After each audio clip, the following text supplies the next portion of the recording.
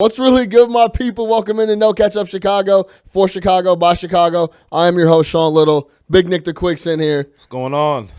We lit, man. Yeah. We had some technical difficulties last week, so I'm excited to get back in here and talk some talk. Yeah, we apologize for anybody that was on the live stream last week. We had a little bit of audio issues, but should be all good right now. So yeah, man, ready to get it going. Good week of sports. Absolutely, Lots man. coming up. First things first. Rest in peace, Nipsey Hussle. Yeah. Huge loss. It's a huge loss to the black community, but I think it's just a huge loss to mankind and just a good guy trying to do the right thing. Obviously, he meant more to the black community and what he was doing there. Right. But it's just a shame overall. Just senseless, man. You know what I'm saying? Obviously, he was back in his neighborhood trying to do good things, gunned down over some petty beef, nothing even major, kind of like we both talked about before the show.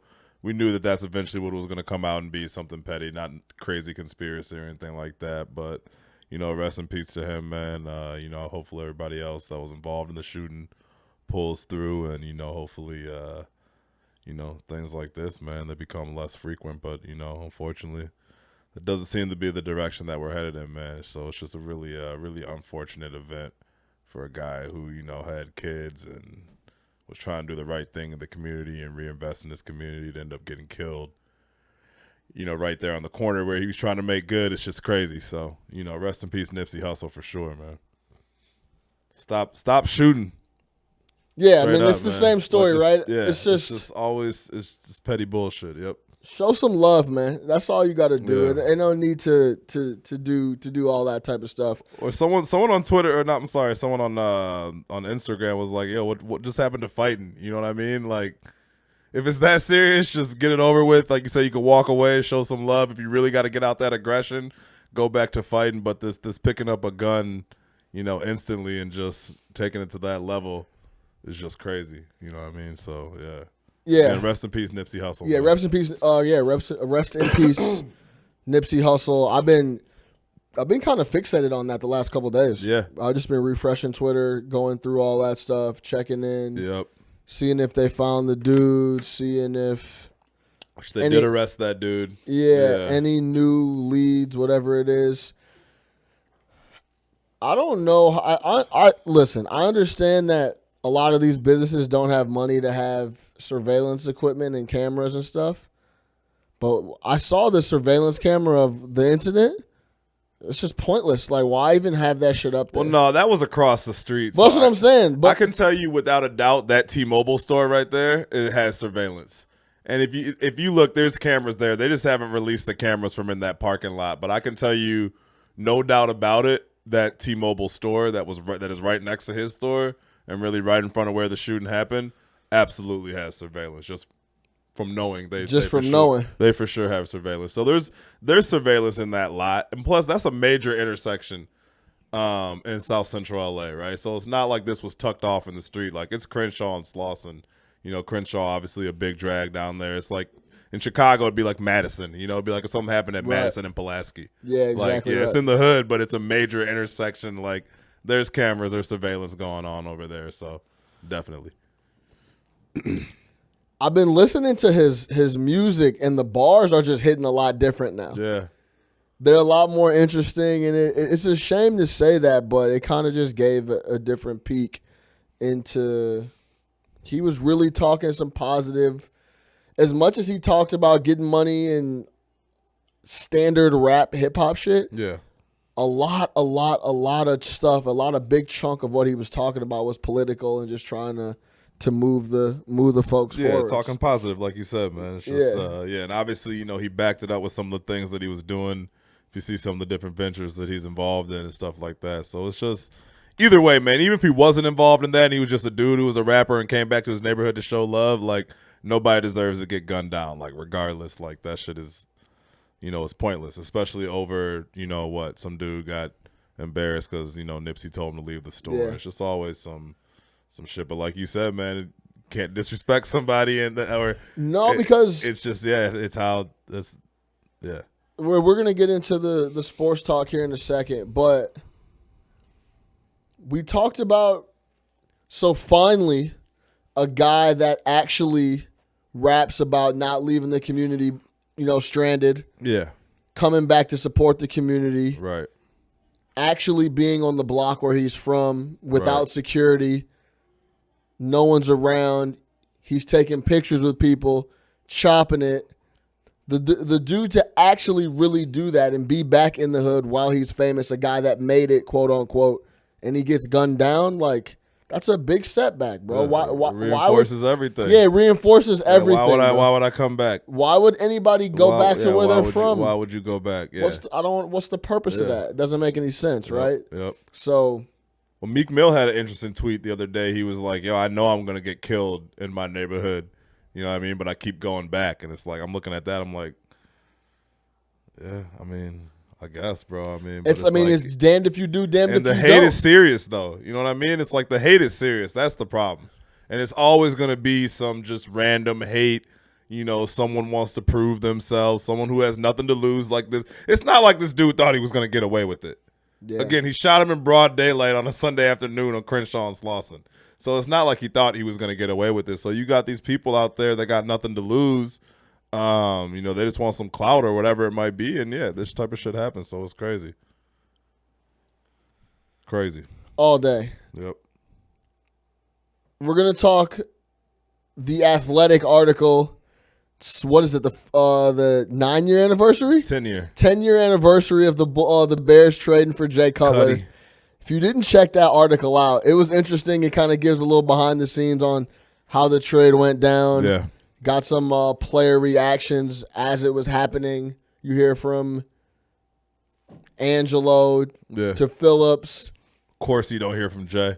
Or Lovey. Yeah, Lovey wasn't going either. Lovey wasn't answering calls. Nah, not at all. So we're going to talk about that. We're going to talk about the NCAA tournament. That was the most ridiculous set of Elite Eight games I've seen. Carson Edwards. Yes. The God.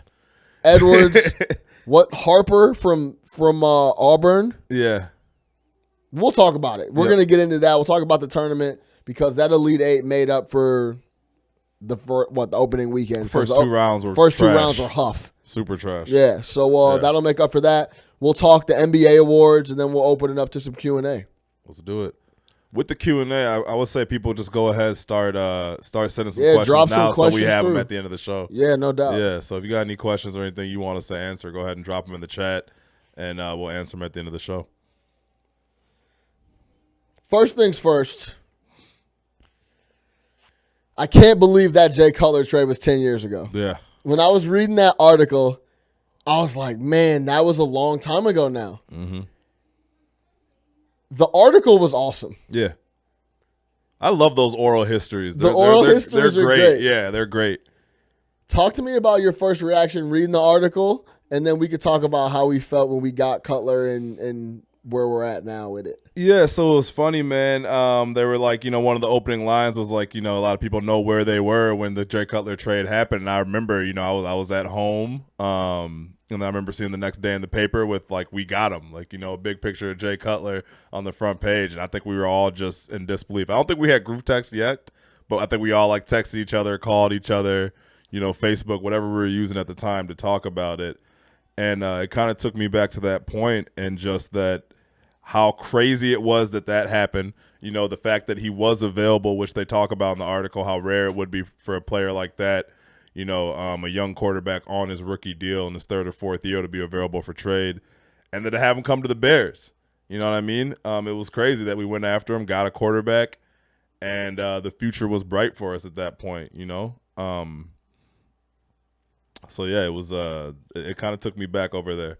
It was a little ride down memory lane. Because that was what we needed at the time, right? Because every year it was the same story. We don't have a quarterback. We don't have offense. Same old Bears. Kyle Orton, Rex Grossman. Our max passer rating was all we were ever going to see was 80. Yeah. And we had a stellar defense. And we'd make as much noise as we could. We could never score enough points, and that we couldn't go over the edge, right? That year was the year before we got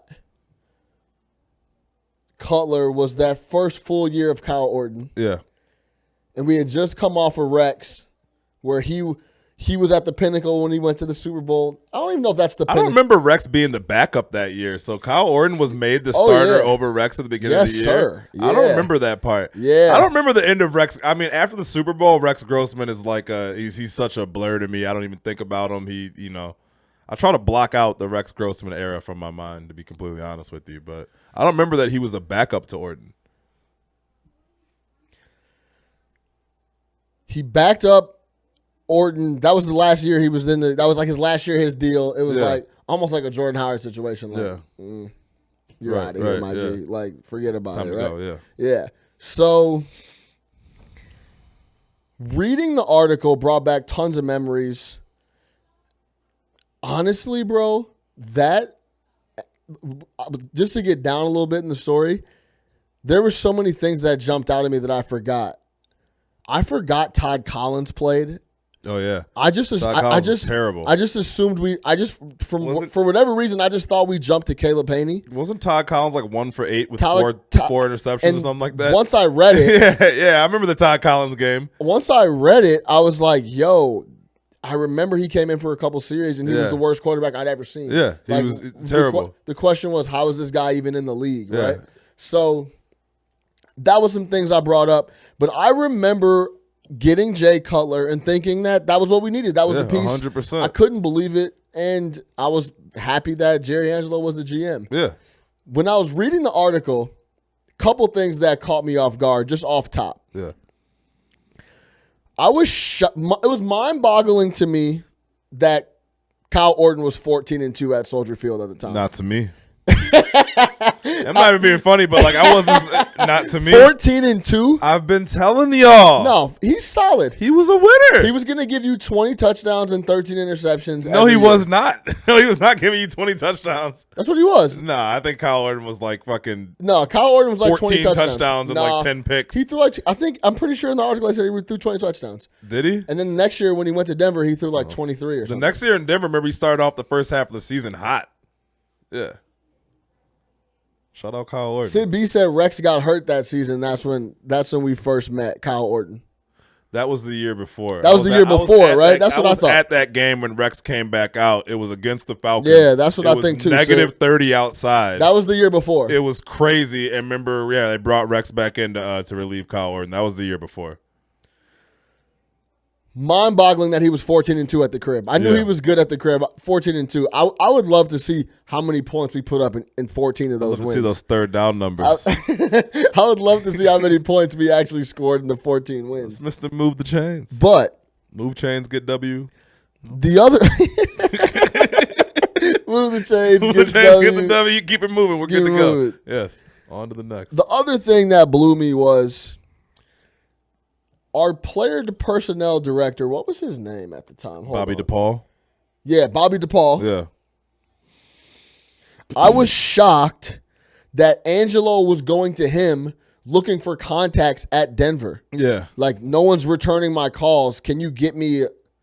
Like, wait. You get me in contact with somebody over in Denver? You the GM. Like, the GM. What do you mean you can't get in contact with anybody over in Denver? That was Jerry Angelo. That kind of caught me a little off guard. DePaul was a character in the article, by the way. I don't even who wrote the article. Who transferred Greenberg, right? Yeah, I think it was Greenberg. He could have cut a lot of that shit out. Yeah. But that was like his main contributor, though.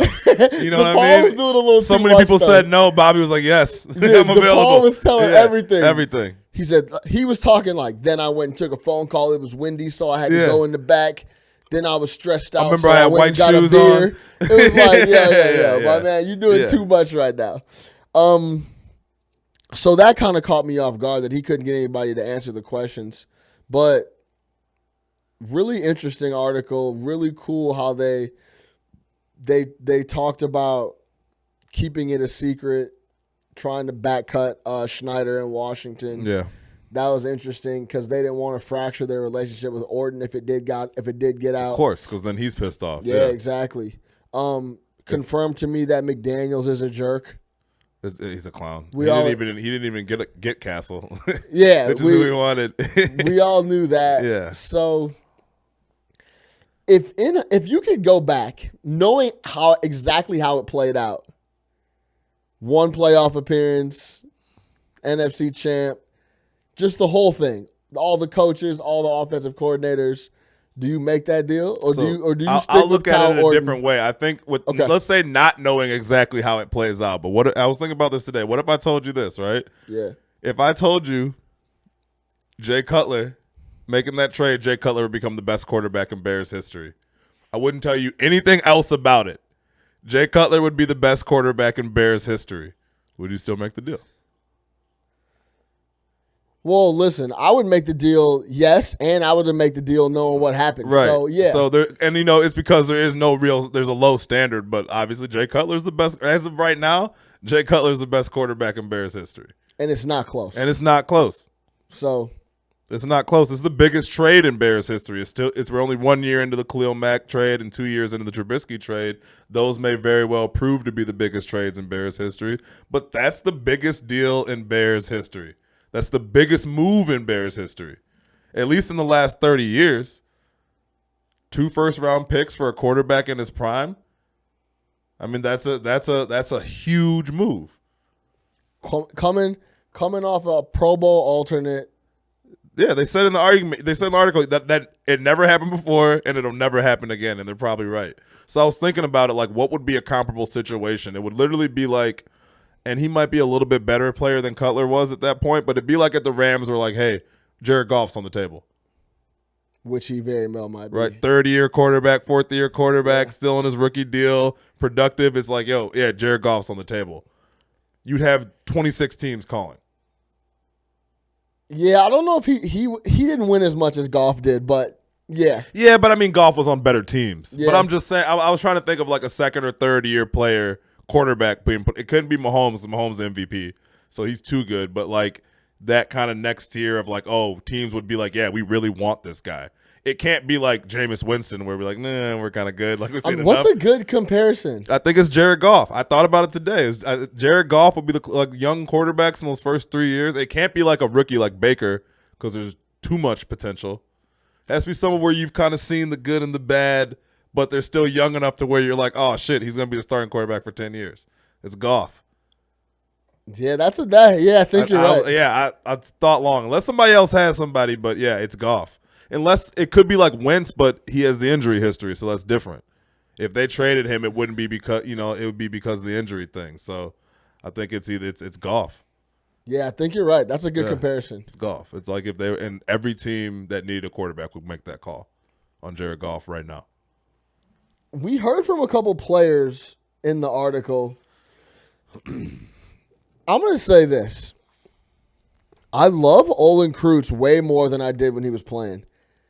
Every time I follow him on Twitter now. Yeah, he's funny. He's funny. He's informative. He keeps it 100. Yeah. Like, I enjoy Olin Kreutz commentary, so he was on here a bunch. Is there anybody that caught you off guard on the article or anybody that you want to highlight? They had Caleb Haney. Yeah. They had Brian Urlacher. No, I think it's more of the people that you didn't hear from. Like I would have loved to hear from Jay, Lovey, really, yeah, Jay and Lovey. But okay, let's play this game. What was Jay gonna say? I don't know. You know what I'm saying? I don't know. Like, what could Jay have said? Who He would knows? have been like, yeah. I mean, I got traded. Played football. McDaniels is a dickhead. Yeah. He wanted me out of Denver, so He wouldn't give you that much. That's so much. That's what I'm saying. But like, he I don't might know. though. I don't know. That's what I'm saying. You never know. He has this new life of like a reality star, so maybe you're getting a more like talkative Jay, and he might be like, "Yo, fuck Josh McDaniels," because he truthfully has no reason to care now. He doesn't have any bridges. It doesn't matter. So he'd be like, "Fuck Josh McDaniels." He's a clown. Mark Martz is a clown. You know what I mean? You never know. That picture is great right there. Yeah, though. the picture is That's great, just and great. it doesn't look like him at all. Not Super at all. wild airbrush and everything. Crazy airbrush. Caleb Haney in the article talked about how they took to each other pretty quickly when he got traded. Yeah, that was his homie. Yeah.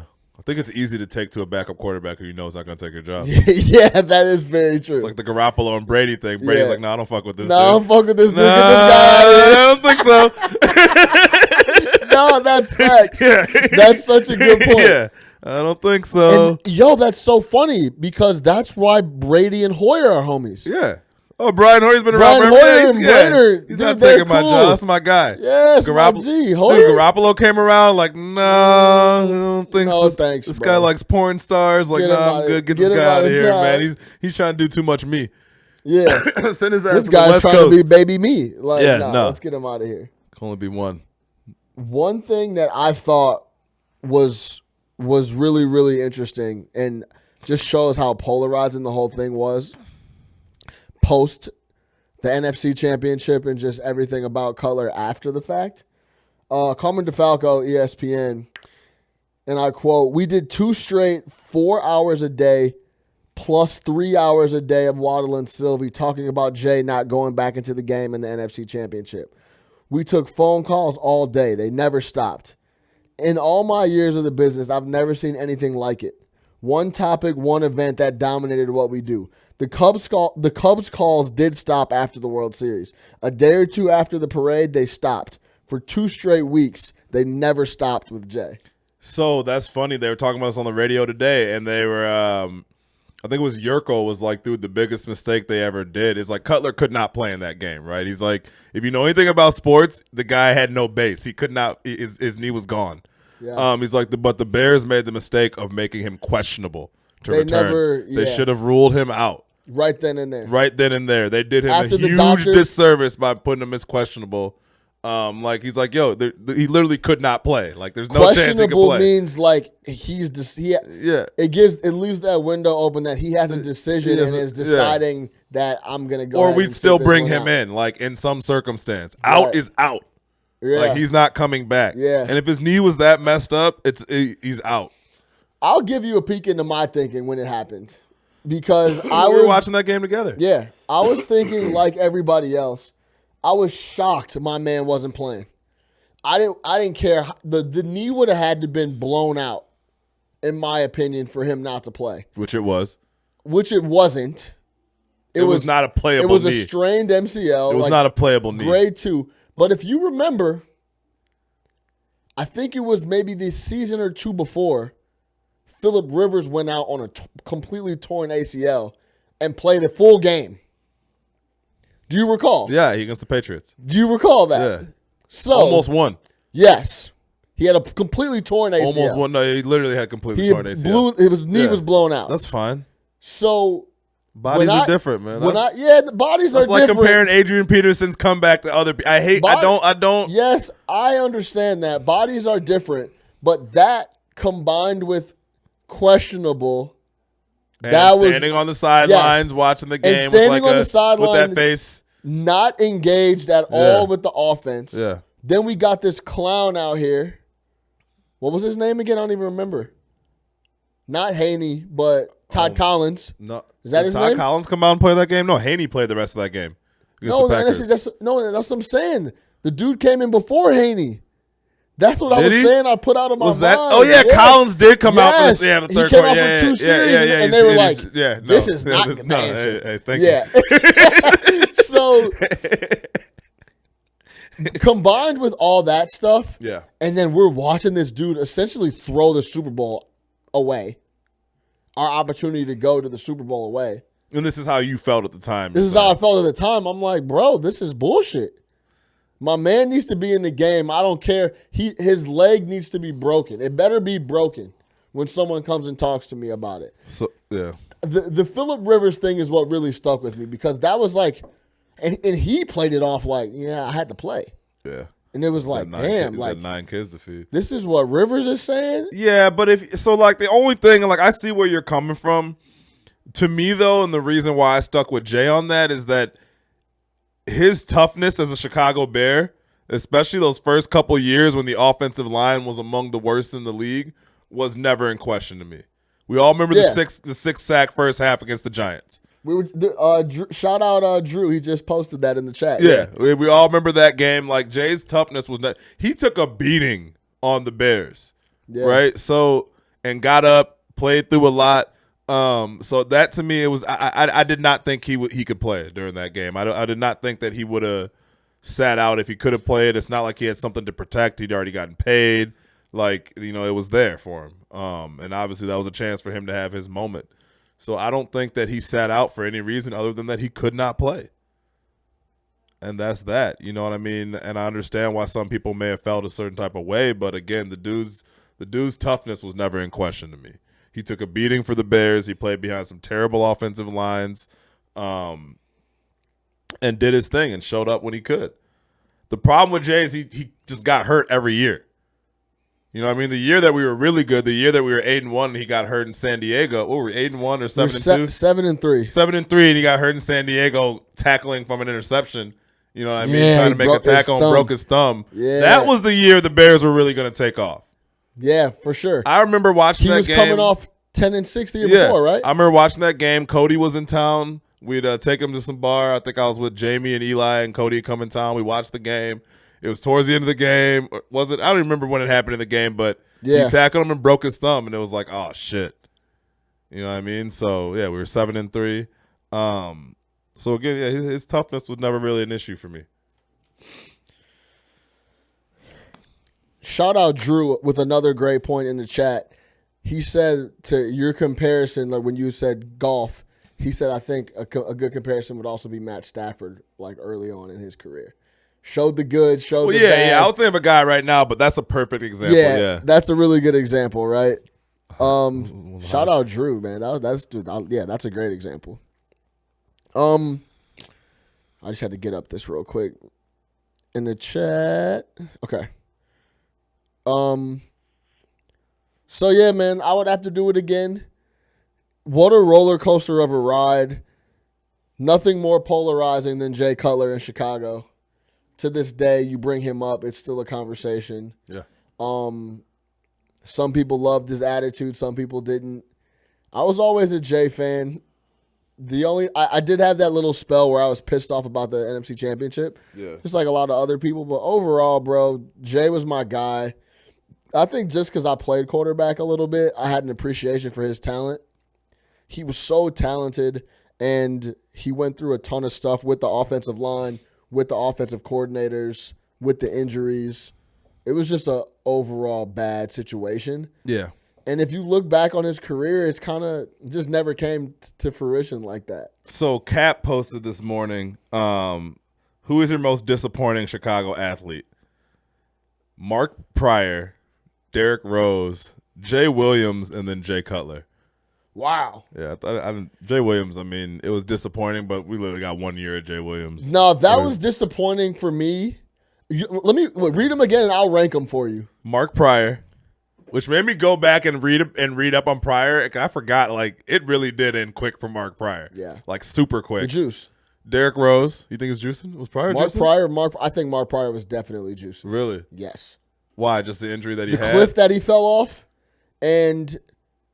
This is a hot take. Yeah. Has this been mentioned before or no? I don't know if it's been mentioned before, but I think Mark Pryor was I'm going to do research on Mark Pryor juicing. I'm going to bring this. This is a hot take. Hey, you heard it here first. Yeah, that was. Mark Pryor juicing. That was in the peak of, like, juice season. Era, yeah. Juice era. Yeah, we're juicing. Do you remember his calves? Nah, were they huge? Mark Pryor had unreal calves. Like, they were enormous. Yeah. He was a juicer, I'm pretty sure. All right. You can't fall off the cliff the way he did, but he had injuries though. Yeah, but those juicing injuries. I was also reading though that Dusty Baker, like the way that he had them pitching in September, Mark Pryor was averaging 130 pitches a start. Yeah, I believe that. Dusty wasn't going for that. And Kerry Wood was averaging like 120 pitches. But that was back in the day when they did do that. Yo, could you imagine like a prize pitch? You're talking about guys on like strict like innings counts and stuff like that nowadays. Could you imagine throwing out like if the Cubs was like, yeah, we're going to throw you out for 100, 120, 130 pitches a start? Dude. Like guys get around 100 now and you're like, yeah, hey. Chill. So it was Mark Pryor. Yes. Derrick Rose, and you haven't seen the results, so I'm going to have you guess where you think it was. Mark Pryor, Derrick Rose, Jay Williams, and then Jay Cutler. So who do you think was number one? Let me give you my rank first. Right. Number one for me is Jay Cutler. Okay. Number two is Jay Williams. Because I was a huge Duke guy. Yeah. And that whole Dunleavy squad and that year they won the title – I thought he was going to be the PG for a minute. And the way it happened with the motorcycle and shit, that adds a ton on top of it. Yeah.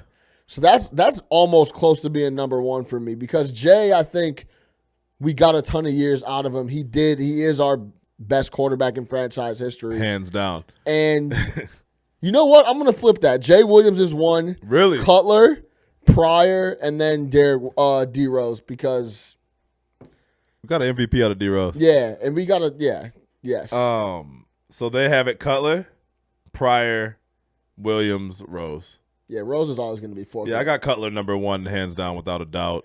Just because we thought that was the promised land. Yeah. That was the ticket. I don't give a fuck about Mark Pryor, to be honest with you. So so cutting him out, to me, I don't even think on the Jay Williams era. But to call Derrick Rose disappointing to me, like especially after the conversation we had last week that no one's gonna hear, I can't call D Rose a disappointment. It's something different. Yeah. I don't know the word yet, but it's not a disappointment. It's just like it's almost like a sadness. You're happy that while it was there, it still brings you so much joy. I think to be disappointed, you have to look back on something and be like, man, that really sucked. Like you can look back on the Cutler era and be like, man, that really sucked.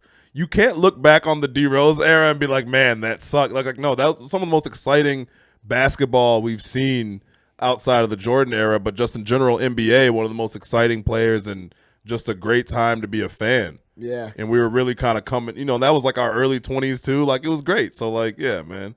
Or mid 20s, like, yeah. Yeah, no, facts. So for sure. Jay Cutler. What a guy. Don't care. They were talking about those stories and stuff. Did you hear that story at the end of the article? You didn't finish the article. No, I didn't finish it. But at the very end, they were telling stories about who's the sports writer that I hate with all my guts? Rick Riley? Rick Riley. Yeah, terrible. They talked about you didn't have to finish that quote. Oh my God. Yeah. I can't Rick stand Riley's Rick Riley. was the worst. Clown. That Steve Young and Rick Riley clip is great, by the way. Oh, dude, he was the worst, man. Terrible. I would ESPN was paying him like $4 million a year. Dude, he was. That was back when the sports writers used to get paid OD cash. Yeah. But he was telling a story about Cutler being on a meeting with Elway and stuff, and that like he's looking off into the distance at the TV. And there's another story where John Lynch was trying to like break down some coverages to him in a conversation, and Cutler was on his phone tweeting or something, and Lynch had to knock the phone out of his hand for him to pay attention to him. But dude, that was just Jay, man. Jay. Look, man, I got an arm. I'm gonna go out there and throw it. You know what I watched this morning was that Charles Woodson post-game interview about Jay. Which one? The one where they were like, so I guess the Bears is before Bears Packers, obviously, and the Bears have been talking a lot of shit. I think this is when we had Alshon and Brandon Marshall. So, and the Bears have been talking about like, oh, now we got all these weapons and everything like that. We're going to go in there and do our thing. And it was that game that I think Woodson ended up picking off Cutler twice. So they asked him after the game, like, what do you think about all the Bears talking all that? Obviously, like, and he said, hey, look, man, they can talk all they want to. He said, it's still the same, Jay. It's still the same, Jay. He said, if we go back and get into our thing, we don't got to force anything. He's going to give us a couple. He's going to throw the ball to us. And, like, the way he said it was so confident, and it was just like, yeah, dead ass right. Just like that D'Angelo Hall game. Bro, 26 picks that first year. Didn't he throw 5 picks to D'Angelo Hall? I thought it was 4. Was it 4? Yeah, but it was just kept throwing the ball. Yeah, it was crazy. Yeah, it was something like you've never seen before. Yeah, never seen it before. D'Angelo Hall. Never seen that before. Shout out D'Angelo Hall. All right, let's move over to the NCAA tournament. Long live Jay Cutler in the city of Chicago, man. We'll see. Hopefully, Trubisky comes in and wipes all his records away, and it's a new day, and we get a title. And definitely has a better personality. Then it's all over. Not with. Better, more different. They're very different. More acceptable dudes. Personality. Yeah, they're very different guys. Jay.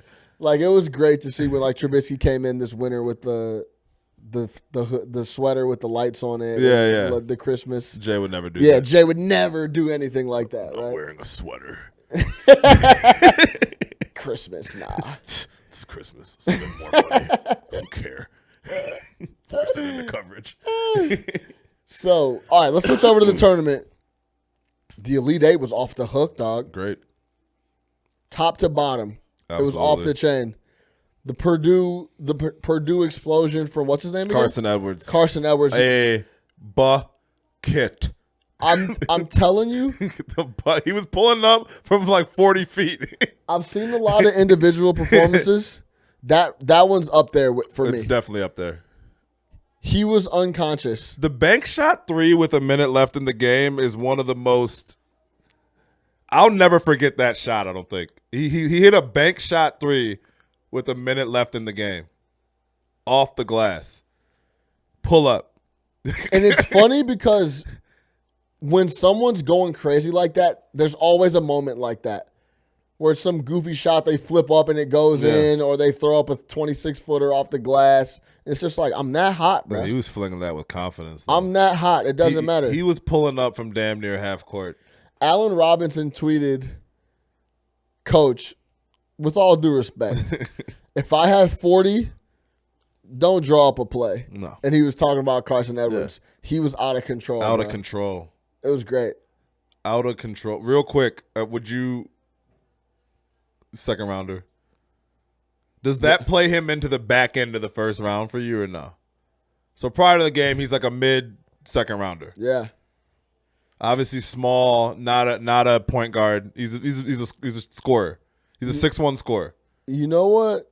I hate saying that, and I'm scared to say that, because every time I see someone play their way from the tournament, like 2-3 tournament games, the first person I think of is Tyrese Thomas.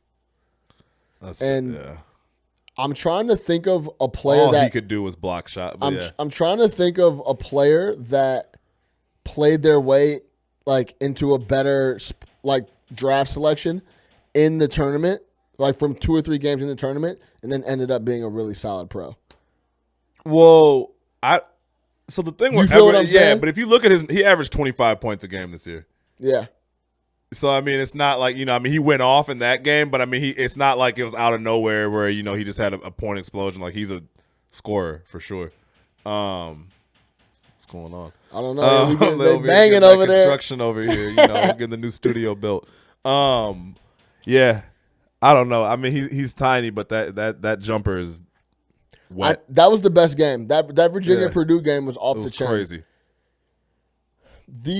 Hate it had to end like that, though. I was going Purdue all the way. Yeah, bro. Shout out Nojel Eastern from the town. Yeah, I was. If my squad's not in, I'm rooting for the conference. Yeah. So I'm rooting for the Big Ten in Chicago. That's what I was thinking about. There's only a couple Big Ten teams. I mean, of like the actual. Don't give me like Rutgers and Nebraska and those squads, but like the 11 Big Ten teams that we grew up with. There's only a couple that I wouldn't root for. I think I would never root for Penn State. It's been documented. Never root for Penn State. Why is that? Why would I never root for Penn State? Yeah. Because do we really want to get into this? Is that what you're talking about? Yeah. You just can't. It's unforgivable. I hope Penn State never wins another game in any competition of anything. Yeah. If Penn State closed as a university tomorrow, I'd be fine with it. It's a disgusting place. They're disgusting people, and what they allowed is disgusting. They knew what was going on. Deplorable. It's deplorable. It might be the worst people on the planet. Everybody involved in that Penn State should get life. Fuck whatever, all those people. Anyways, Penn State. I don't think I like Indiana. No. You got no. That's funny you say that. I don't think I like Indiana, bro. The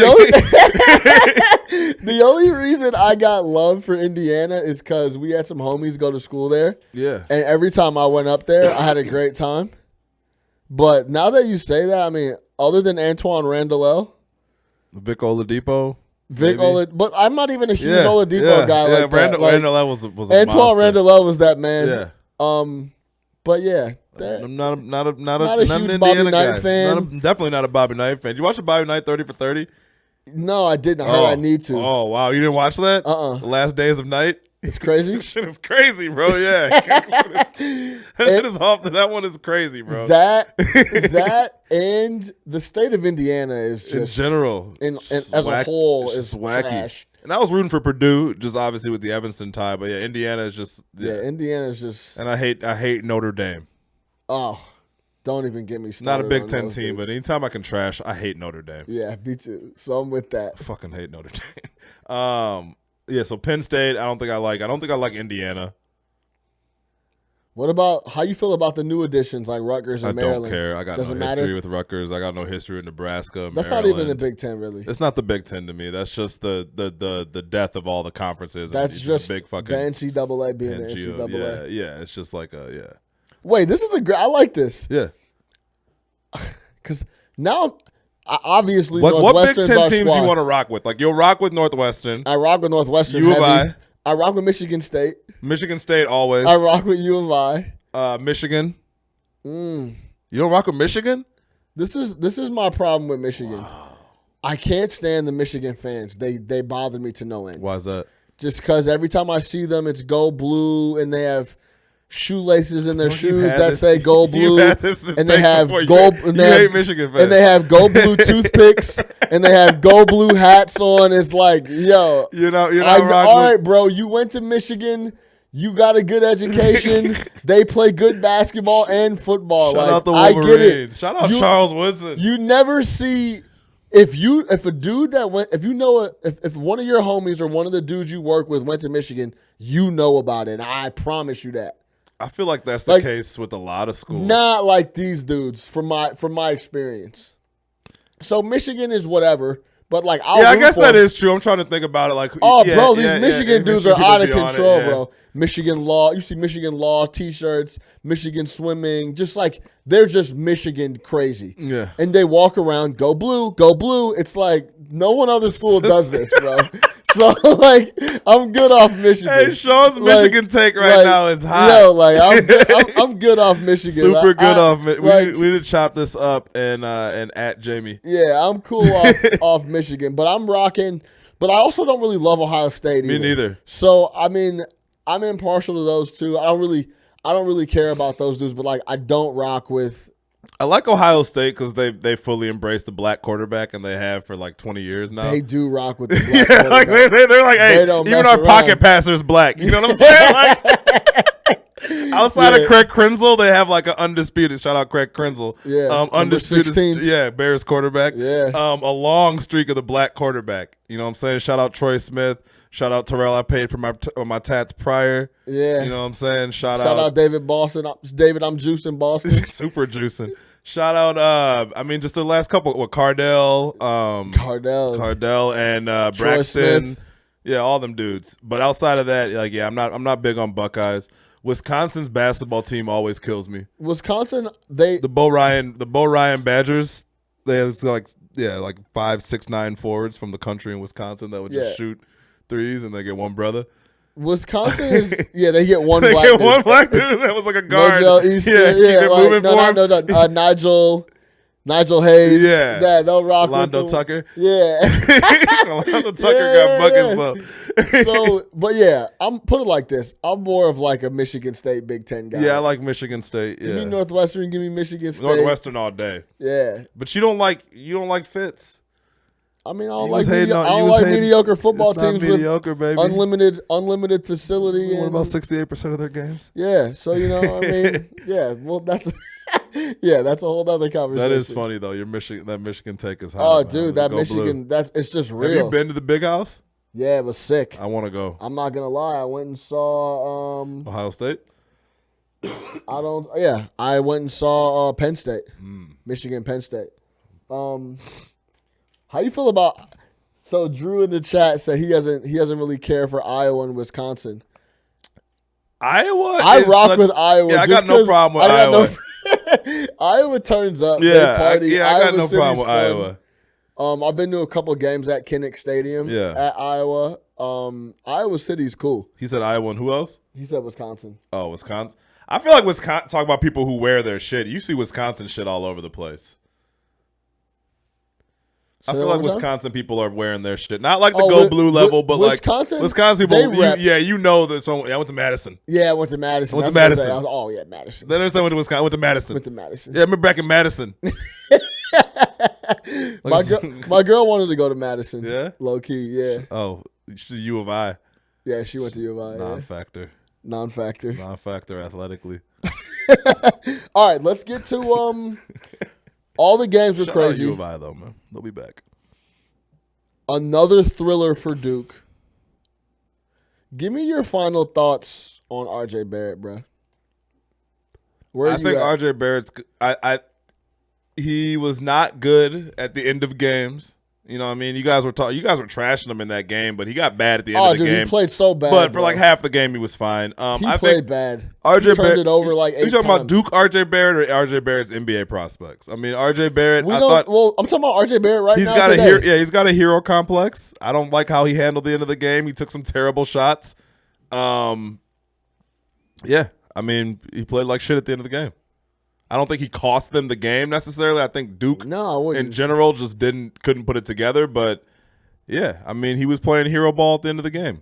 But that's the problem with their team. Their team had no real. If you watch them throughout the season, they had no flow. They really don't. That's why you don't have any shooters. So it's all like just constantly trying to look for one-on-one in isolation. So it doesn't surprise me that RJ Barrett makes plays like that at the end of the game. Is he a top 3-4 pick? No doubt. Yeah, absolutely. And I think he went for what, 25 a night? Yeah, and I think in the NBA, this RJ Barrett will be fine. It'll be to the NBA will be to his advantage. Yeah, he's got the size. He can shoot. He can handle the ball. He's exactly what you want in an NBA prospect right now at that wing position. But I'm gonna tell you this, and he's got heart. He does have heart because he's willing to take. It's not like Wiggins where it's like, oh, this dude is like, no heart. You know what I mean? Yeah, he's got heart and like he's got that game and he's got that multi-talented game. I mean, you can run the offense through him. He cannot go right. No, even a little bit though. He can't shoot. It's going to be interesting how it pans. Yeah, if he gets a jumper though. It's so crazy. Isn't that what we always say about every prospect? Yeah, but I mean, some guys develop if he can shoot, they get better. It's not like he's an awful shooter though. Some guys you look at like, yo, that dude will never be able to shoot. You know what I mean? Like Michael Kidd-Gilchrist never had a chance. You know what I mean?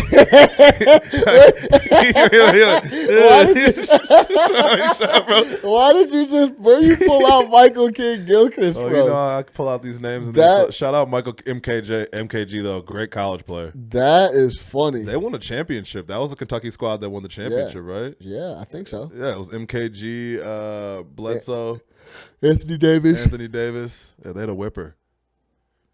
Darius, what's his face? Dude is on the Pelicans now. Darius Miller. Yeah, speaking of that, before we get off of this RJ topic, because we'll come back to that because I want to ask you about that Calipari lifetime contract he just got. Yeah. But yeah, he's gonna have to be able to go right at some point. It's gonna be very, very interesting, and I don't want to overanalyze. I know it is tough. Yeah, I think if you're an NBA team and RJ Barrett falls to you, like you should be happy. I just think, I think you want RJ or Morant. I don't know. That's what I'm saying. That 2-3 spot is tough. It depends, and I really, if you're that bad, you're not really picking for need. Like I keep saying, the Bulls need a point guard, but I mean, if you go through the whole process and RJ Barrett's the better player, I don't have a problem with the Bulls taking him. Yeah. I know no one's watching the Bulls anymore, but they did lock in that bottom 4. Did you? That game last night was epic. The Bulls-Knicks tank. Oh man, we were playing guys I never even heard of. Jakar Sampson. Yeah, there was 2 Sampsons. I saw it. Casey tweeted out the starting lineup, and he said, "MJ versus Ewing. This is not." Yeah. So that was pretty funny. Someone said that. I don't even remember what the quote was, but it was 2 players that were playing for Bulls Knicks as like the like Tankapalooza or something. It was like the Jordan versus Isaiah of tanking or something like that. I don't know what it was. Yeah, it was like the goat of tanking. Yeah, it was like tankathon.com. Tankathon, yeah. Yeah. So it was great. And then right after that was Cavs. Who's in the 4th spot? Cavs. It was Cavs Hawks, no? Or Cavs. Who are the bottom 4 teams? Is Bulls, Knicks, Cavs, Knicks, Cavs. It was the other 4th worst team. I'm tweaking. Hold on. I can look it up really quick. Cavs, somebody awful. Somebody else terrible. But, so we're locked in on the bottom 4, though. Yep. So we're at least, if it goes how I think it'll go, we're guaranteed Zion, Barrett, Morant, or our boy from Texas Tech. No, I thought Is Culver. it guarantee us a top 4 pick, or it just guarantees us the higher chance? No, we could still end up with like 6. No, I don't think so. I think we're locked into 4. I think the worst 4. That's the whole change. No. So like if you're the worst team, you're not, your percentage goes down, but you're guaranteed the worst pick you can get is 4. And I think the four teams bounce around. I think you want to check on that. I think what they did is they just gave the different odds, and the top 4 have the highest odds. The top 4 have an even chance at the number 1 pick, right? And then after that is when it changes up. All right, hold on. Because you could still have a situation where like the Bulls win the lottery. Like the Derrick Rose situation where we had the lowest chances.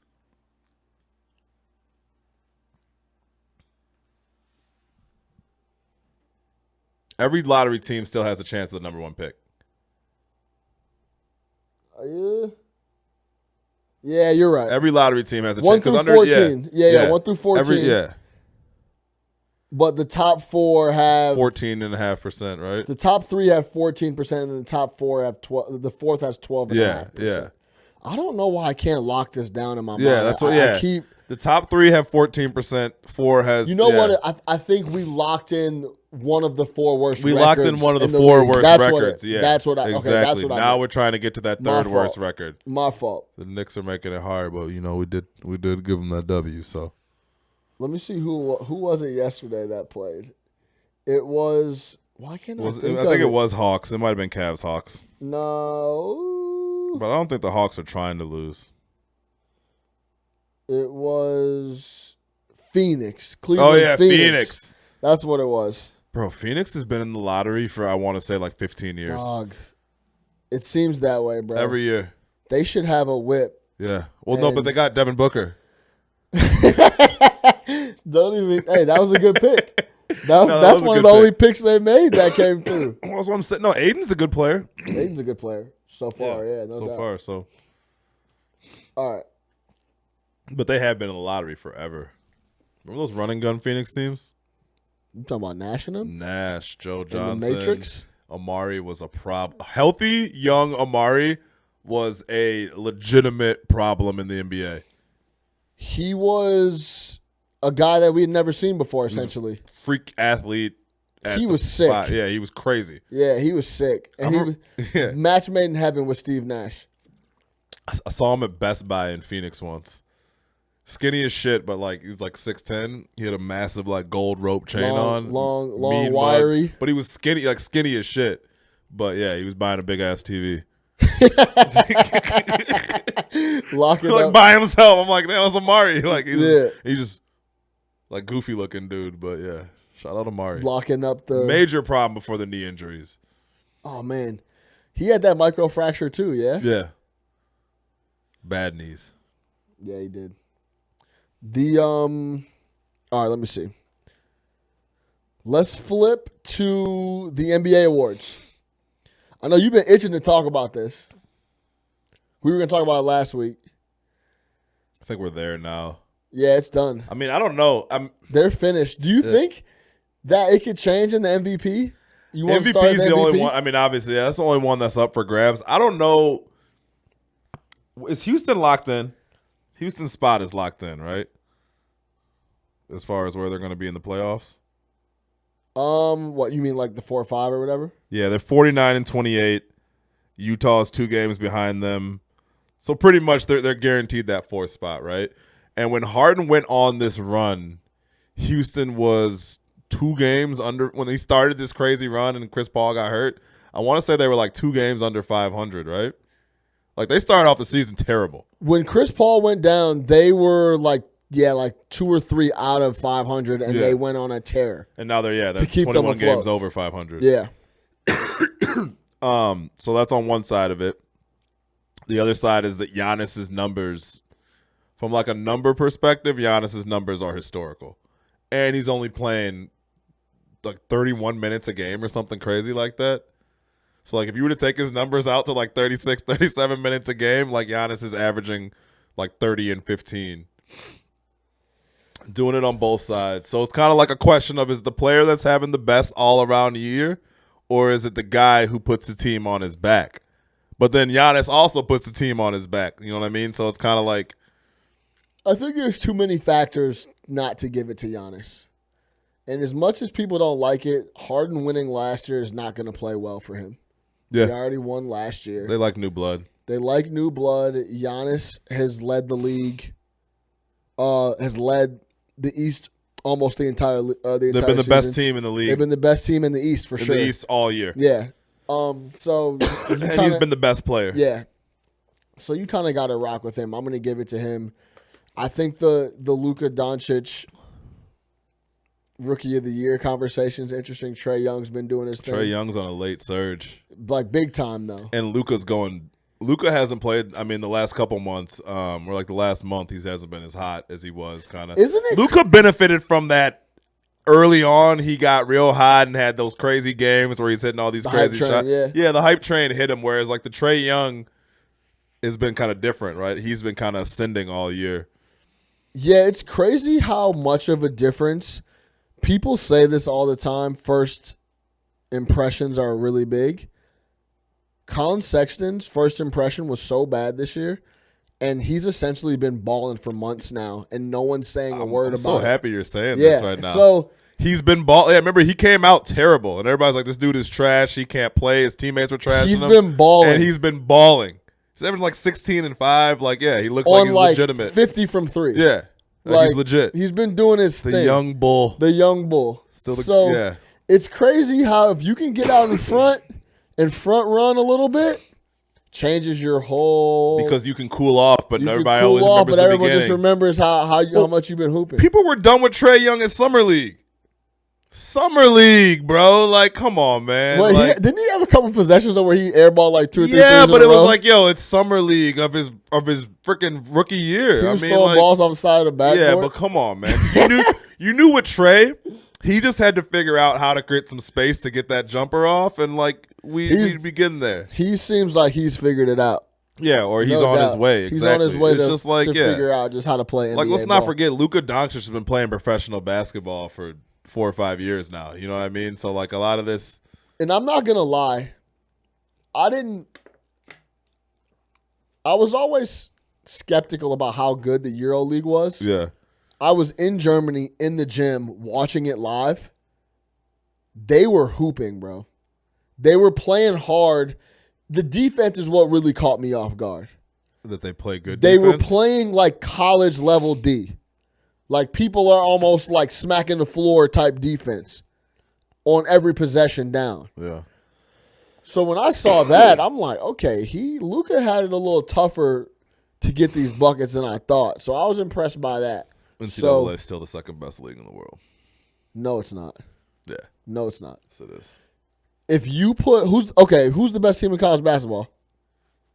I don't know. I mean, you think the best team in college basketball beats the best EuroLeague team? Just cut it out right now. I'm gonna tell you right now today that's false.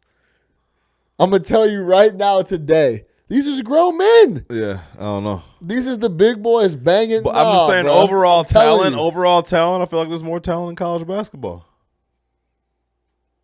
You're wrong. I think you're wrong. So you're taking potential talent. They're still 17, 18, 19 years old. So if you let out, so you mean to tell me, let's say this, right? Let's say you let out all the European players out of their contract and you threw them into the draft, right? So you get 60 draft picks. How many of them would come from college? How many of them would come from Europe? No.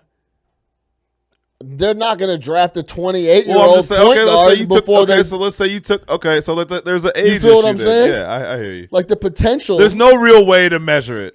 They'd have to play. There's no real way to. Yeah, there's no real. Yeah, they'd have to play. They'd have to play. But I don't think it's as much as a layup as saying like the people who are dumb every year and are like, oh, Alabama could beat Buffalo. Like, it's kind of similar. That's silly. Buffalo would smack Alabama. Buffalo would destroy him. Yeah. But what I'm telling, I don't think the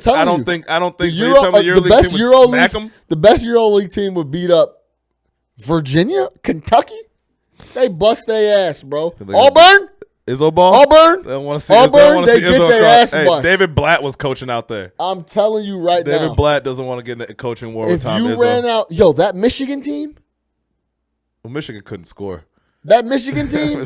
Oh my God! They 12 points in the first half. So crazy. Yeah. So, yeah, man. What else we got? So, Rookie of the Year is Luka. So you got Luka. You're taking We're Luka? consensus on that? Yeah, I got I'm taking Luka. Trae Young. You're going to take Trae Young? Uh-huh. Wow. Why? I just think I like that second half of the year. I like the improvement. Like, to me, I think that Atlanta was better than people thought they were going to be this year. Atlanta was They've been trying to win games. They got some good players over there. Yeah, they've been trying to win games. I have League Pass, so I like watching the Hawks, and they play hard. I like what they do, man. I like Trae Young. You looking up his numbers versus Luka? Yeah. I think Luka's at what, like 18-5 and 4.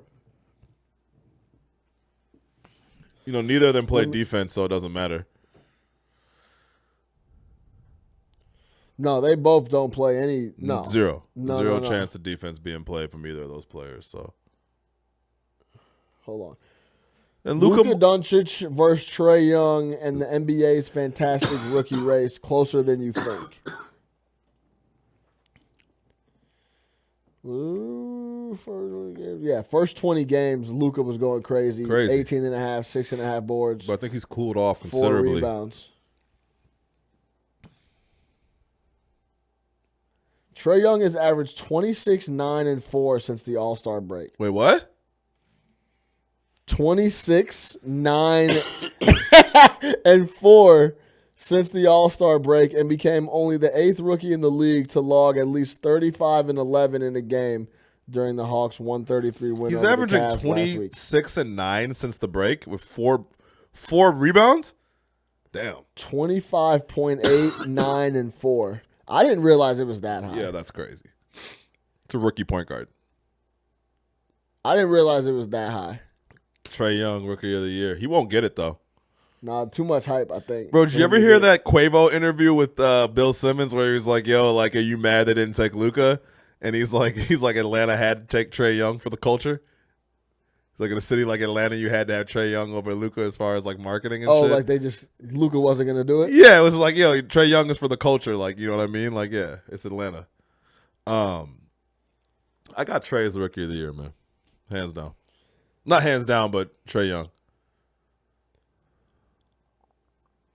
He was averaging before the break. Luka was going for 21 on 43% to 17 on 40 from Trae. The month of November was crazy for Doncic. They just talk about. They go into some details. Yeah. But his defense is adjusted to him. He got. Could the fix be in for the the world input, like marketability? For him to win Rookie of the Year? For Luka to win it? I just think regardless he's going to win it. But, yeah, it could be. I mean. That's more that's a better look for the league going worldwide. I guess. The league's already worldwide, though. I don't even think they're thinking in terms like that anymore. They're so global. I mean, it's not like they're always trying to push. It's not like he's from China.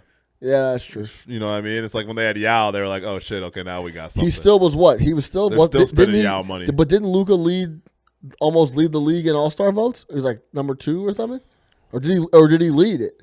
I don't know. You know what I'm saying? That's super popular. That's votes coming from overseas in Europe. So in my opinion, Trae Young's the rookie of the year, though. Okay, yeah, that's I to be honest, I didn't have the numbers in front of me. I'd have to go back and look. Yeah. But yeah, that's crazy. 20 what do you say? 26 and 9 and 4? Yeah. Yeah, that's a problem. A rookie point guard. Like the hardest position to transition to. Does it matter that the games didn't matter as much? He's really playing free for because all. Not if you were watching those Hawks games. I'm trying to tell you, the Hawks aren't out there like, "Hey, Trae, go take us into tank mode." Like No, but I'm saying he's still. They didn't win. They didn't matter for Dallas. Yeah. Dallas ain't trying to win any ball games. They've only won 27, 28 games this year. Yeah, they're not trying to win any games. They're both on bad teams.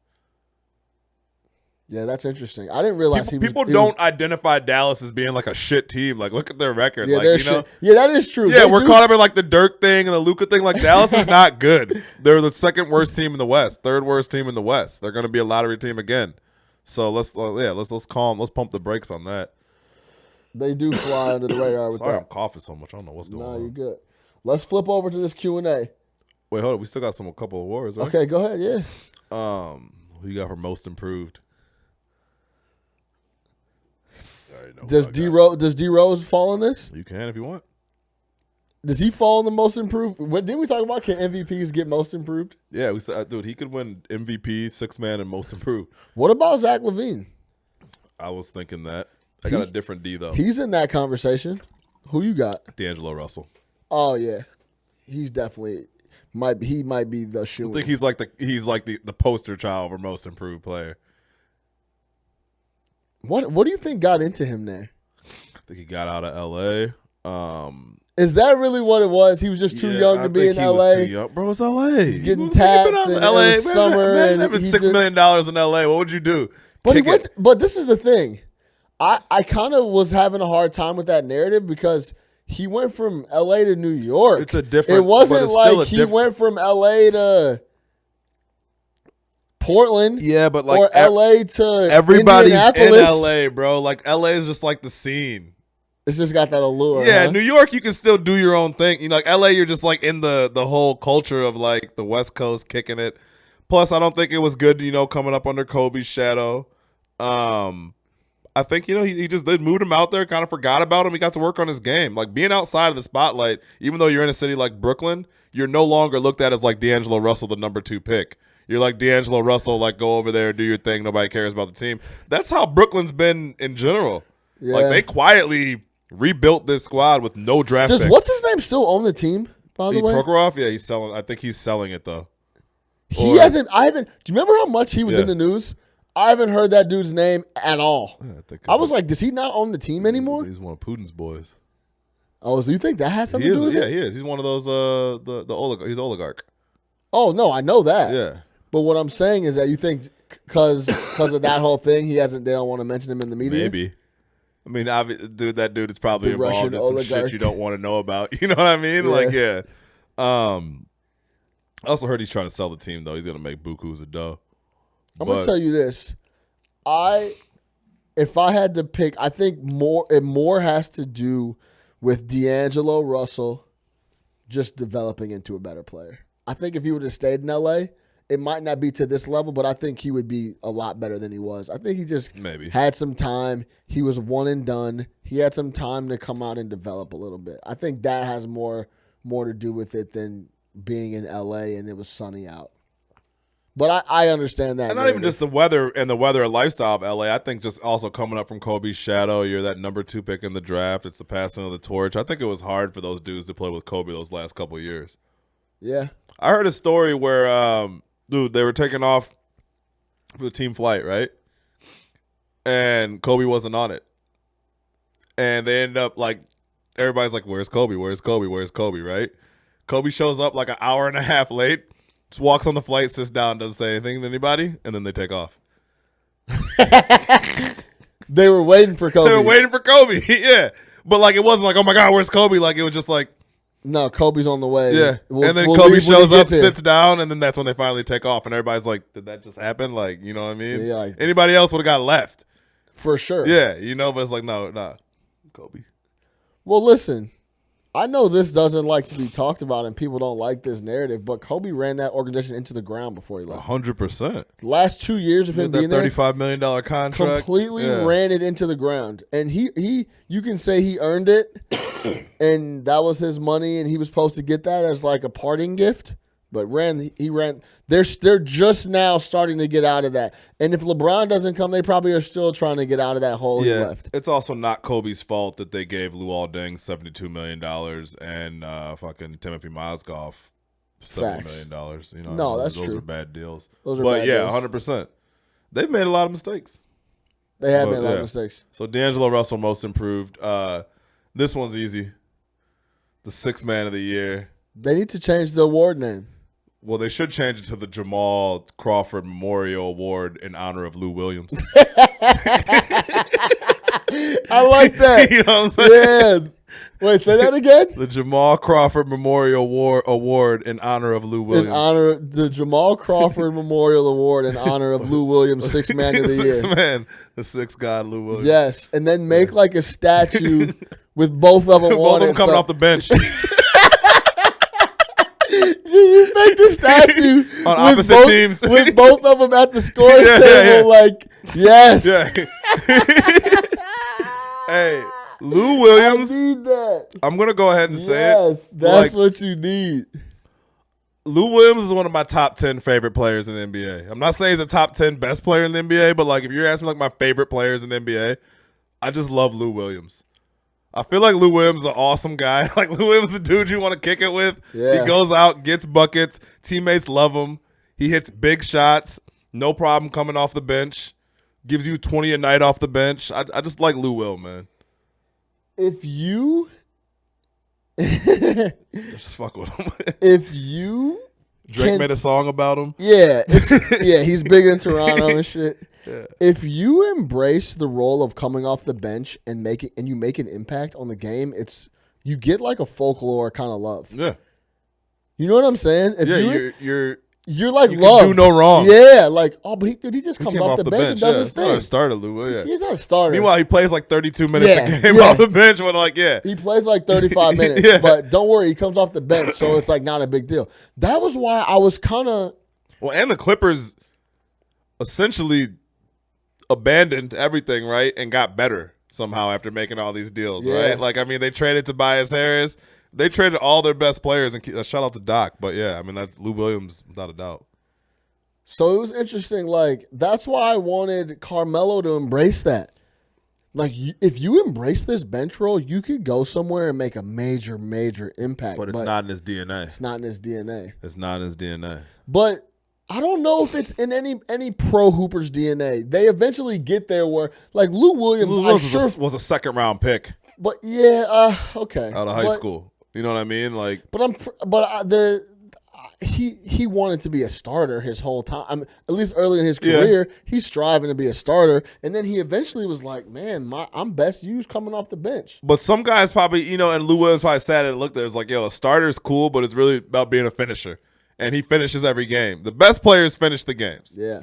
Carlos Boozer started all them games for the Bulls, but he did not finish them. You know what I mean? Like, yeah, that's facts. So it's just like, Taj Gibson was finishing the ball games. So it's kind of like, whatever, man. I mean, he's obviously carved out a niche for himself. Because I think if Lou Williams had kept trying to be a starting two guard, we wouldn't be talking about him this way. He could be out the league.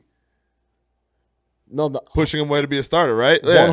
100%. So it's just like, if you embrace that, like Lou Williams will probably be in the league till he literally cannot. Like cannot Jamal make Crawford. any jumpers. Like, that's what I mean, though. Yeah. It's like, we love him. We could put Lou on the bench? Yeah. Like, yeah, come on over. And he seems like a great teammate. Yeah, People love that's him. what I'm saying. I'm telling you, dude. Yeah. If you can embrace being on the bench, coaches will want to have him. They'll rock with you all day. And he's going to get buckets for a while. So, he's a bucket. All right, this I think is another hard one. Yeah. The last one. I guess there's two Talk more, but Defensive Player of the Year. Well, has the MVP ever won Defensive Player of the Year the same year? I was just going the same way. I don't think he will, but I think he's the Defensive Player of the Year. I think he's the Defensive Player of the Year. I think he's the Defensive Defensive Player of the Year. Yeah. It's Giannis, Paul George. It's tough to give him both, but I think he's the Defensive Player of the Year. I think it's such a cheat, and I know he is a big man, but I think it's sometimes like cheating almost always give it to like the rim protecting big man, which Giannis is more dynamic than that. And obviously Paul George is a perimeter defender, but I think it's tougher to go out there and guard in the perimeter every night like that, and Giannis does both. I would 100% say it's tougher to go out on the perimeter and guard every night, and I think it's way more taxing. Way more energy day in, day out. You're not hanging out in the paint, but it's a lot easier for you to make an impact being a big man down by the rim. No doubt. Paul George, I think it goes Giannis or Paul George for me. And then Coach of the Year, who you got? This is actually a great segue. I got my man from Denver. Mike Malone? Yeah. That team is overachieving. They're in the West, and they play the Golden State Warriors tonight for essentially the number 1 seed in the West. I mean, we knew they were going to be good. They locked in Jokic. We know about Harris and the rest of those dudes and their energy, but they come hard every night. And Mike Malone, and they love Mike Malone. They play hard for Mike Malone. I think it should be Mike Malone. I wouldn't disagree with that. I'm going to give some love to Greg Popovich, though. Really? I don't know how he's pulling these boys to the playoffs. Name another player on their team outside of LaMarcus Aldridge. Who's their second leading scorer? Is it Danny Green? It might be. I don't know. Is it Danny Patty Green's Mills? not even on their is team. Patty Mills still in the league? Patty Yeah, not Mills. Danny Green. Danny is Green's Patty in Toronto. It's got to be Patty Mills. Is Patty Mills the second leading scorer on the Spurs Patty right now? Mills a basket, by the way. Yeah, but I'm saying Patty Mills is giving you 10 points a game right now. No, I think it's Rudy Gay. Oh, yeah, it is. Well, Rudy Gay's a walking 18 points. So yeah, I'm 40% shooting. Hey, Rudy Gay is. Hey, listen, Rudy Gay he was born to get buckets. Walking 18 and a half points, no matter what. Rudy Gay is like worst case scenario RJ Barrett, which still isn't that bad of a thing. But whoa, actually not worst. Do you remember Rudy Gay at UConn? He was a prop. He was shooting all jumpers in everybody's face. He was. They don't ever disrespect Rudy Gay's jump shot like that. Rudy Gay had a flamethrower in college. Shout out Rudy Gay.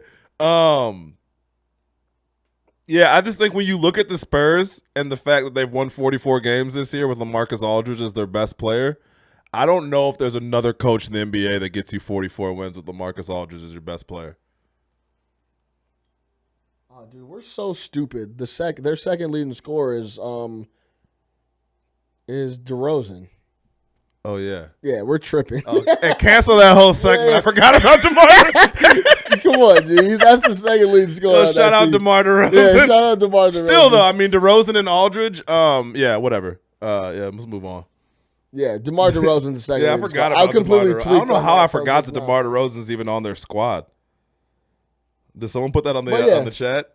Budenholzer? No, I just thought about that in my head. Budenholzer, with Milwaukee's a pick. Or like Doc. Doc is a pick. Nick Nurse from Toronto's a pick. Yeah. He got a good team. Yeah, but I mean that team was already very good. You're saying Dwayne Casey could have done that? Yeah, Dwayne Casey was a coach of the year last year. And then they bring Nick Nurse in and they're like, oh, guess what? We swapped out DeMar DeRozan with Kawhi Leonard. That's your first job. Yeah, and your whole bench is still intact. Yeah, your whole and Siakam is gonna take a fucking quantum leap forward. Yeah. You know what I mean? Like, that's fact. Yeah, so like, yeah, I mean, come on now. Yeah, there was my boy Jay in the chat said or DeMar. Y'all tripping? Yeah, I forgot all about DeMar. We was tripping. You're forgetting about DeMar, man. DeMar is just forgettable guy. He's a forgettable guy. He's a very forgettable player. But yeah, that kind of killed my whole argument on that one because I do got DeMar. But still, I mean, again. You know, they keep banging out playoff appearances. It is true, bro. Every year. He's one of those dudes where you give it to him every year. Like Pop? Yeah, their team has no business doing anything they ever do. They've missed the playoffs 3 times in 41 years. Yeah, that's nuts. If you think about it. Yeah. All right, let's end it on this Q&A. I don't think Pop's ever missed the playoffs. Shout out Drew Castillo. He been hopping in the chat. Hold on, wait. We're not going to talk about these Cubbies? Oh, you want to go into that? Yeah. Well, give me 5 minutes on the Cubs. All right, let's do a quick little because I was just talking to Jay on this. Because you're a Cubs fan, I want to get your take because I got hot on Twitter last night about this. No. Listen, and it's funny because I wasn't going to bring up the Cubs just because I was going to talk a bunch about them on a pod either tomorrow or Friday morning. Under when we finish the series with Atlanta, and then before we go to Milwaukee on Friday. So we're gonna talk about the Cubs a bunch this next couple of days on the audio. Oh yeah, Shoot me some questions from a Sox fan. How much you're enjoying the opening week? I'm just enjoying Cubs fans and how they've been. I started this last year with the whole how they were ready to just cut Joe Madden's head off and fire him and forget that he won the World Series 2.5 years ago. Then last night happened. The Cubs lose 8-0. Have 6 errors. So I'm pulling up Madden on Twitter and I'm just refreshing and it's fire Joe Madden. Fire Joe Madden. Joe Madden drives me crazy. I fucking hate Joe Madden. Joe Madden has no idea what he's doing. It's like, yo, these people really act like they didn't win a World Series for 108 years and like this man didn't play a big part in bringing it to him. 100%. And I think it's crazy. Let me tell you. Let me give you my opinion because this is what They're giving him the Quinville. Because I talked to my guy Jay. I actually linked up with my guy Jay, Sports and Shoes TV. He's in the chat right now. What up, my guy? I talked to him today about some Cubs stuff and some Cubs content we're going to be working Sports on. and Shoes TV. Yeah. That's Jay. Yeah. I think Theo is ready to move on from dude. And I almost think that Theo didn't want to get him the help he needed to kind of have an excuse to move on from Joe Madden. You think he wasted the entire? I mean, he didn't do shit this offseason. Listen, that's one theory. Then why not just fire him? Yeah, why not just fire him? Because I think he feels like it wouldn't be like, why would you waste? Or if you fire him you're really going to waste the entire season. Yeah. So that's more of my like conspiracy theory take. My conspiracy theory take. Theory. That's more of my conspiracy theory take. Mm-hmm. But I honestly think another thing with that whole we don't have any money thing from Rickett told Theo, like, yo, don't come to my office looking for $60, $70 million.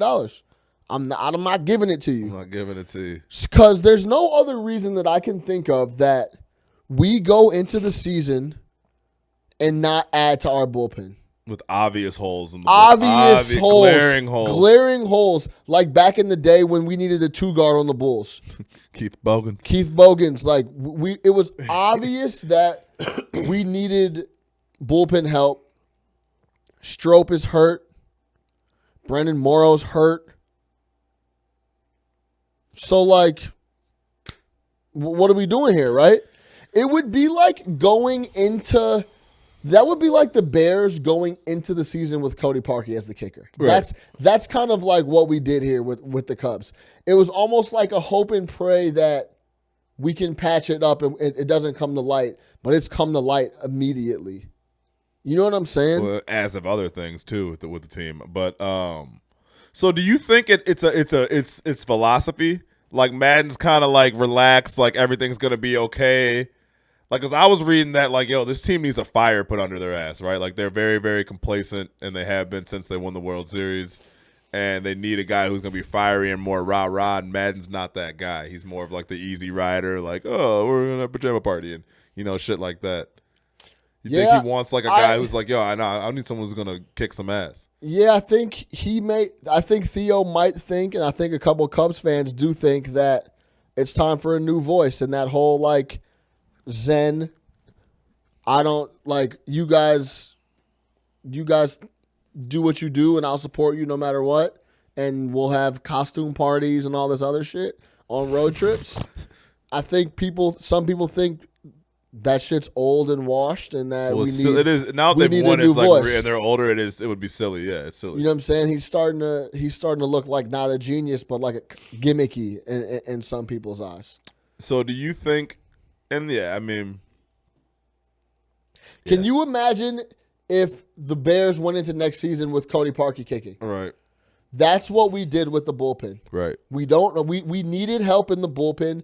Everyone knew we needed help. We needed help before we had injuries. Then Strope went down, Morrow went down, and then we still don't add anyone. Yeah. It's like it's a little fishy, bro. So. Do you have any hope for the Cubs this year? Is it too early? Obviously, it's early. But do you think that this is going to get better? Or are you looking at a bad Cubs year? I'm leaning more towards a very mediocre Cubs year because I also don't think Yu Darvish is going to get right. He has done nothing to prove to me that he's going to be our guy. How did his first start go? He had 7 walks. So... You understand what I mean? How much money they still owe him? A ton. Million? Yeah, 100. Yeah, easy 100. I think he signed for like 130 or something like that, I think. 160, something like that. Oh, man. So you think Darvish is cooked? But, I mean, he's shown me no reason for me to have any faith in him. Kyle Hendricks' velocity's down. Mm-hmm. 6 errors last night. So, I'm not worried about the offense. Our boys look like they're here, but... I don't know, man. People are mad that Madden's not giving Schwarber looks from lefties. It's a lot of stuff going on. Does Joe Madden make it through the year? And it's really ugly that we have to go to Milwaukee before we get home. Yeah. We could easily get back to the crib 2-7. Yeah. You know what I'm saying? Or 1-8. We'll win. We'll win one game. I don't know. I'm hoping tomorrow night we bounce back. We got Leicester going again. We should win at least 2 games. But it's ugly that we have to go to Milwaukee before we get home. And Milwaukee's been home. Yeah. They've been home they started the season at home. They've been feeling home. Good. So they're going to be feeling good. Yelich just hit 4 home runs in 4 games. He's so back. It's interesting. But yeah, we're going to talk a bunch about the Cubs. That's Cub. That's Cub in the next couple of days. So be on the lookout for that. We got a lot of different stuff coming for the Cubs. Let's close it out and get out of here. We've been going for 1 hour and 25 minutes, low key. Let's get out of here on these Q&A. Shout out Drew Castillo, man. He's been locked in on the chat, bro. What up, Drew? I'm just gonna read these to you, and then we can bounce them back and forth. Do you think we should draft for a running back with a 3rd round pick since we traded Jordan Howard? 3rd round for running back is high. So nah. Unless there's a guy you really like, yeah, maybe. But again, I don't think it's no. 3rd round's not necessary. 3rd that is round kind of not high. necessary, yeah.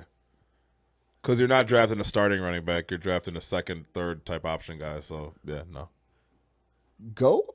You know what? I kind of. I've been thinking about this. It's been heavy on my heart. My heart. I was thinking about the roster. I would love to get another little corner. Yeah. To groom. Yeah. Prince is older. Yeah. You're not going to want to pay him. And he's not stellar like that. Yeah, he's fine. He's solid. A fine quarter. He's solid quarterback that'll play with you, especially when you have a really good defense. Prince of Mukamura does not. Prince of Mukamura does not stand out for the wrong reasons. Yeah. So yeah. So nah, don't use the 3rd round defensive pick for depth. a running back. Go get your best player. Yeah, Yep. depth. We got another question. Hold on. If the Bulls get the number 1 pick, would you move Laurie to center and Zion to PF, or have a lineup of Levine, Porter, Zion, Laurie, Wendell? Zion would be the center. You're on that Zion at the 5. I don't see it. I'm just trying to figure out. He can't until he becomes a good enough shooter. He's 6'4". I thought he was 6'6". No, bro. He's 6'3". He's like 6'3", 6'4". I thought he was like 6'6", 6'7", dude. Bro. Zion Williams is not 6'4", bro. You're tripping. He's 6'6".